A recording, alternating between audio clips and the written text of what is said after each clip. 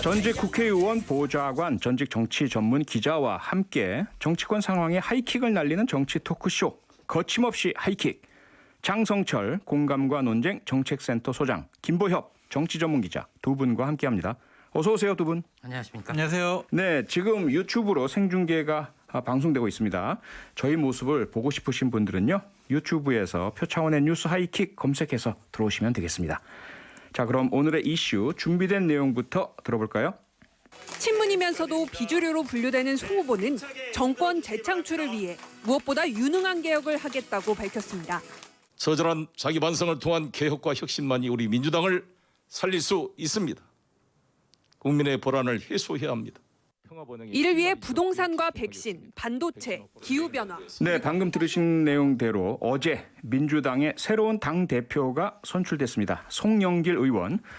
그동안 여러 차례 출마했다가 낙선하기를 거듭했었는데요. 드디어 당대표 선출이 됐습니다. 당대표로 송영길 의원이 선택된 이유, 당원들의 선택에 어떠한 그 의미가 담겨 있을까요?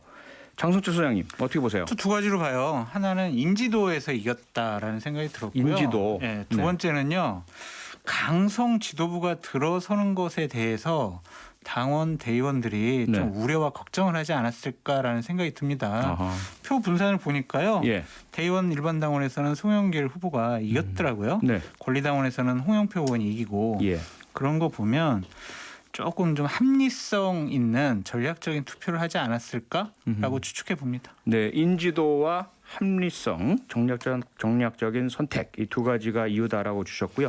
김보혁 기자는 어떻게 보세요? 이번에는 어대낙, 어차피 대표는 이낙연, 뭐 그런 강력한 분이 없었잖아요. 네. 세 분 다 그만 했고 세 분 다 표를 고르게 받았더라고요. 예.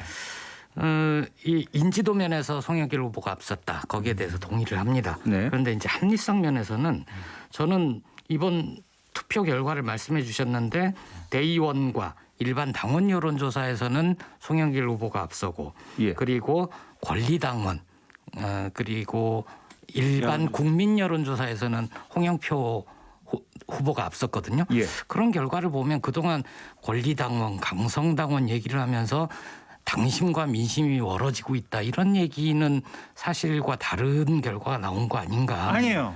권리당원과 일반 국민 여론조사 결과가 같았잖아요. 아니 일반 국민도 그냥 네. 일반 국민이 아니에요. 네. 당신은 민주당을 지지합니까 안 합니까 해서 민주당 지지하면은 그분들 대상으로 여론조사를 한 거예요. 일반 국민이 아니기 때문에. 그러니까 당원이 아닌 분들 중에서 그러니까 관심이 민주당을 많은 분들이다 지지하는 이거죠? 국민들의 여론이다. 네. 네. 그렇다 하더라고요. 어쨌든 뭐 두 분의 개인적인 견해니까요. 그 뭐 정답이 있는 건 아닌 것 같고요. 맞아요.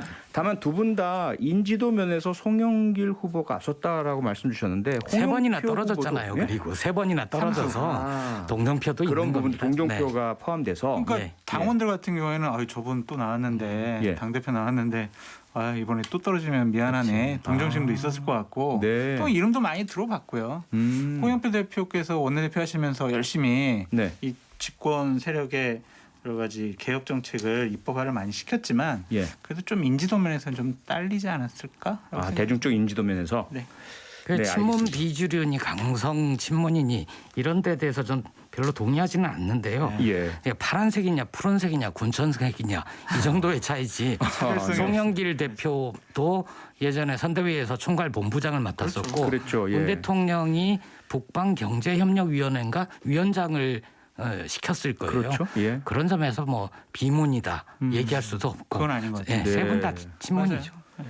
네, 알겠습니다. 어쨌든 뭐 당선된 송영길 대표 뭐 누구도 부인할 수 없는 게 제 1차 목표는 대선 아니겠습니까? 다가오는 정권 재창출인데 김보혁 기자, 예. 과연 송영길 대표가 이 대선 정권 재창출의 목표 달성을 위해서 제일 우선시해야 할 과제 무엇입니까? 대선 승리를 위한 디딤돌을 쌓아야 되는 거죠. 그 디딤돌이 어떻게 무엇이냐고요? 그리고 네. 유능한 개혁, 당 쇄신 이런 얘기들을 하지 않았습니까? 네. 공언한 대로 그런 일을 했으면 좋겠고요. 구체적으로 어떤 것이 그 첫 번째 단초가 될까요? 그거는 이제 예를 들어 당원들 간의 뭐 단합인가요? 아니면 뭐 의원들의 어떤 뭐 역량 강화인가요? 아니면 일단 대야 협력 협상인가요? 어떤 것이? 보궐선거 이후에 예. 한번 쇄신 바람이 불었다가 좀 수그러들었잖아요. 예. 사실 왜 졌는지 민심이 왜 1년 만에 확 바뀌었는지 제가 지난번에 포연이 가라앉아야 정확하게 보일 거라고 했는데 네. 이제 정말 정밀하게 분석을 해야죠. 그리고 보궐선거 패배 네. 원인 분석부터. 그렇습니다. 네네. 그리고 민심을 되돌릴 수 있는 방안 찾아야 되는 거죠. 아니 네. 지금 21세기에 포연이 가라앉아서 민심을 파악하는 게 말이 됩니까? 예? 지금 하늘에서 인공위성에서 지금 쫙 상황을 봐야지. 포용과 먼지가 있어도 인공위성으로 볼 수 있다. 아 그럼요. 그래서 장 소장은 1차적 목표가 뭐라고 보세요? 어느 게요?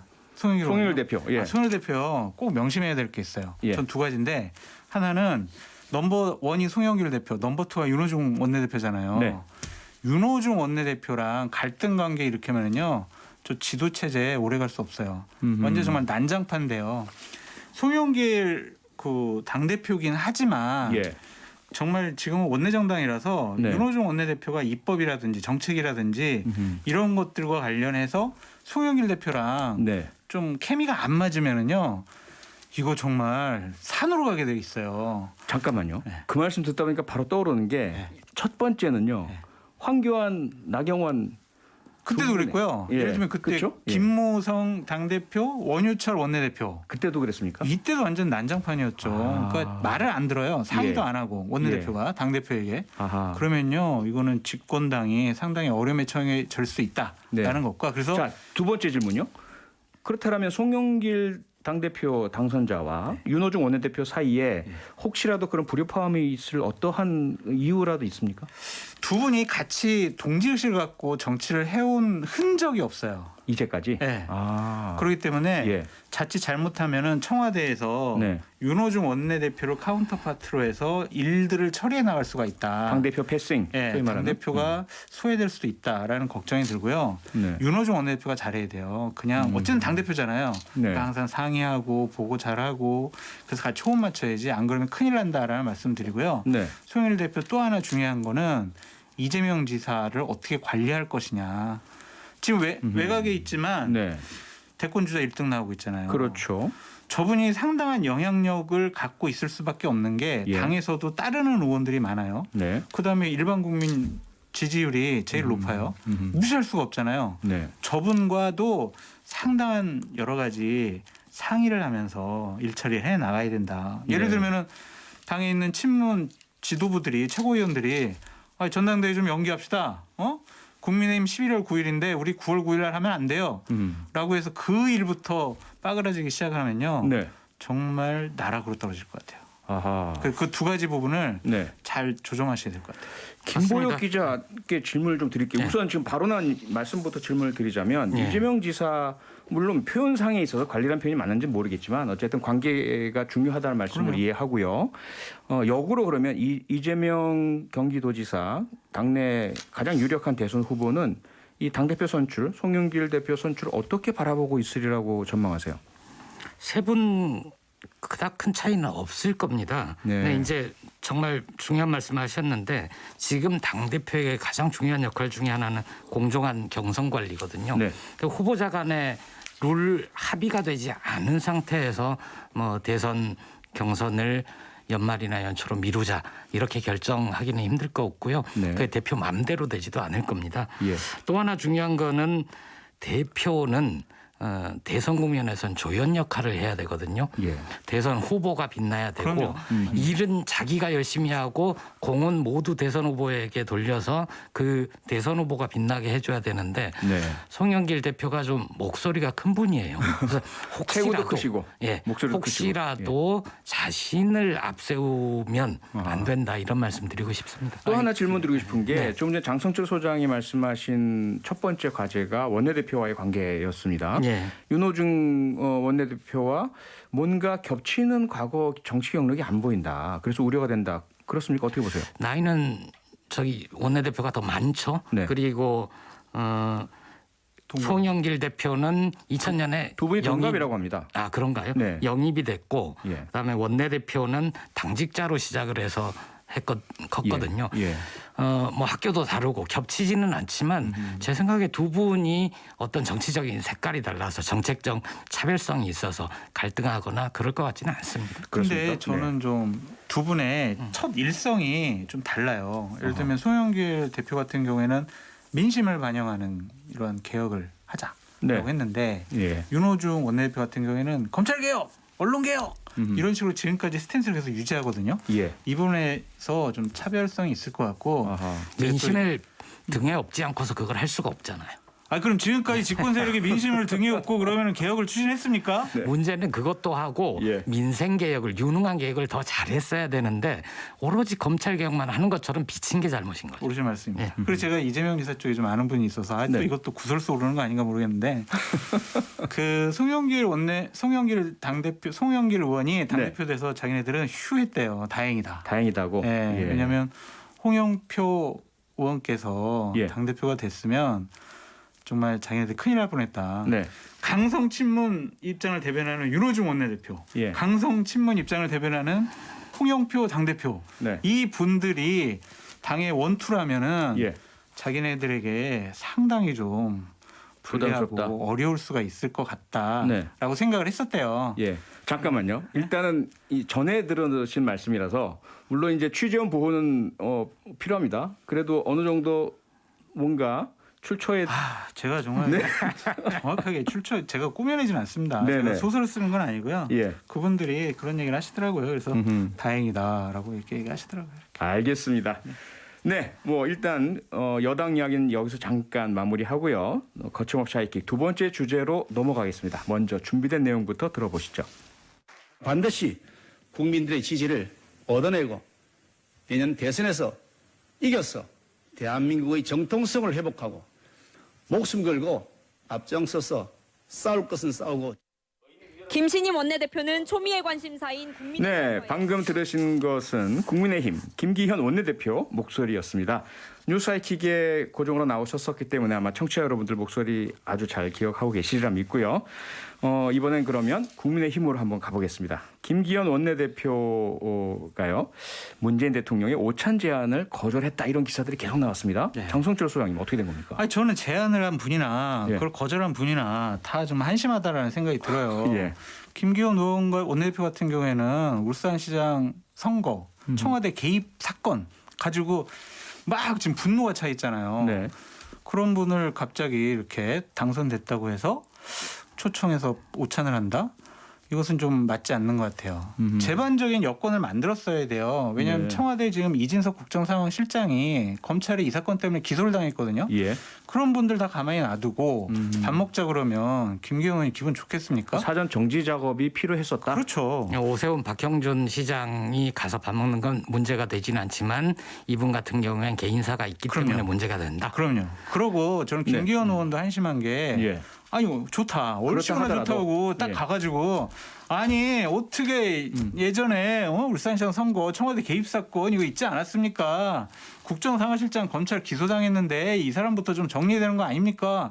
하면서 자기 얘기를 할 수가 있잖아요. 차라리 가서. 그럼요. 예. 가서 그렇게 얘기를 하지 왜 거절했는지 이해가 안 되는데 네. 한 번 거절했다고 그래?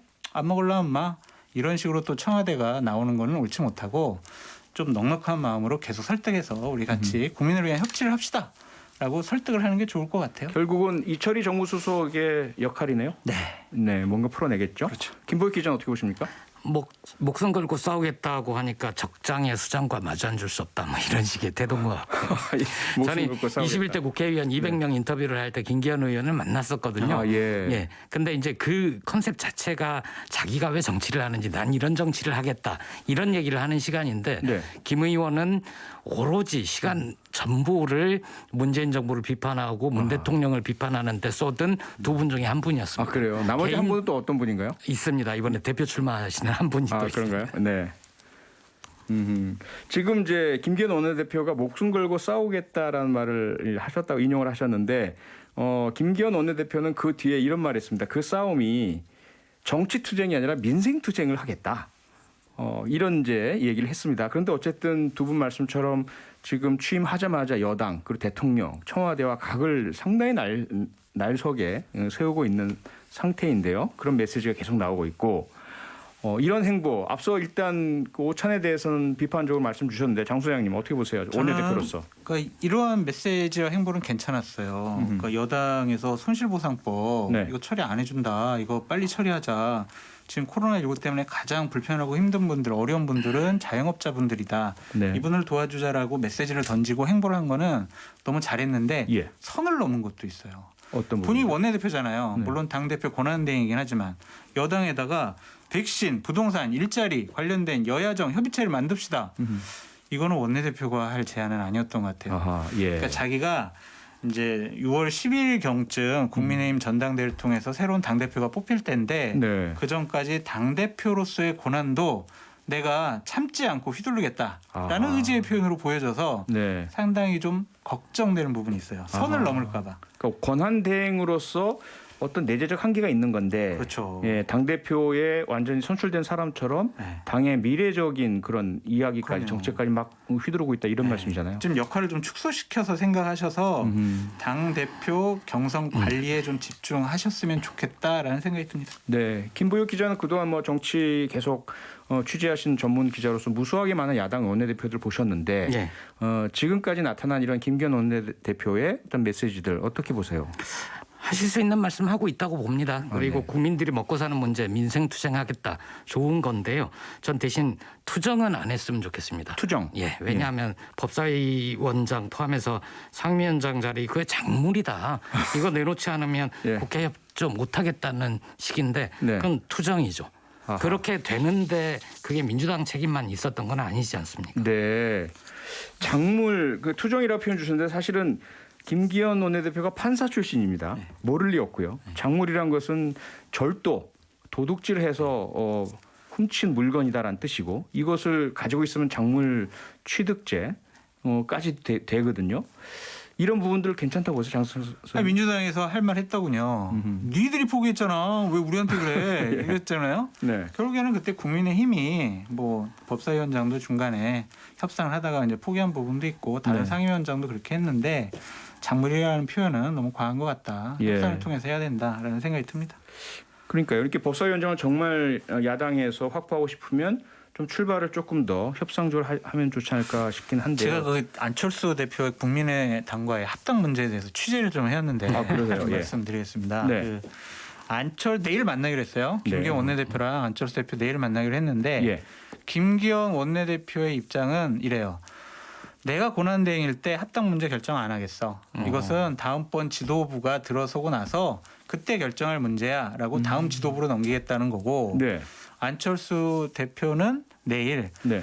전당대회 전에 빨리 합당합시다라고 아하. 지금 얘기를 하려고 한대요. 네. 그래서 내일 아주 재밌는 협상이 될 것 같은데. 전혀 다른 어젠다와 카드를 가지고 만나게 되네요. 근데 근데 오늘 대표 안철수 그냥- 대표 얘기한 거 보면 네.